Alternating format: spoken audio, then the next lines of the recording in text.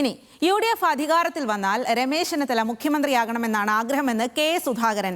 ഈ ചൂടത്ത് കാസർഗോഡ് മുതൽ തിരുവനന്തപുരം വരെ കേരളത്തെ തിരിച്ചുപിടിക്കാൻ യാത്ര ചെയ്ത VD സതീശൻ അപ്പോൾ ആരായി എന്നൊരു ചോദ്യം ഉയരും.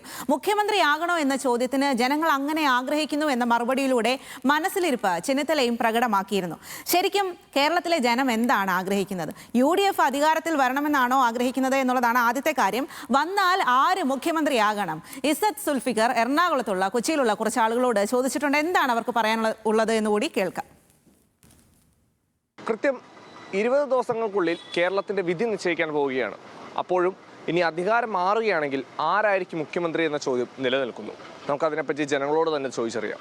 കോൺഗ്രസ്സുകാർ തമ്മിൽ തല്ലല്ല, പിന്നെ എങ്ങനെ അവരാരാണ് മുഖ്യമന്ത്രി എന്ന് നമുക്ക് തന്നെ പറയാൻ പറ്റില്ല.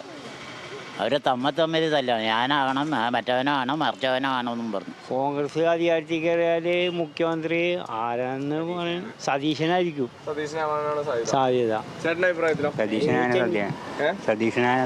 ബാക്കിയുള്ളവർക്കൊന്നും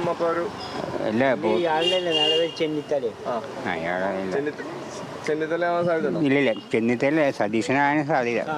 കോൺഗ്രസ് അധികാരത്തിൽ കയറിയാൽ രമേശ് ചെന്നിത്തലയാണ്. ആരെ വന്നേന്ന് കറക്റ്റായിട്ട് ഇപ്പോൾ ഇലക്ഷൻ വന്നാൽ നമുക്കത് അറിയാൻ പറ്റുള്ളൂ. ഇപ്പം വെള്ളിയപ്പം നമ്മൾ അധികാരത്തിൽ വരണമെന്നാണ് നമ്മളിങ്ങനെ നിൽക്കണം ഇപ്പോൾ തീരുമാനം. VD സതീശൻ ചെന്നിത്തല സാധ്യതയുള്ളൂ. VD സതീശൻ KC വേണുഗോപാലാണ് സാധ്യത കാണുന്നില്ല. രമേശ് ചെന്നിത്തല ആകണം മുഖ്യമന്ത്രി. കോൺഗ്രസ് ഭരണത്തിൽ വരുന്നതാണ് എൻ്റെ ആഗ്രഹം. കൊച്ചിയിൽ നിന്നും ക്യാമറ പേഴ്സൺ അഫ്സൽ രാജിനോടൊപ്പം ഇസത്ത് സുൽഫിക്കർ, ന്യൂസ് മലയാളം.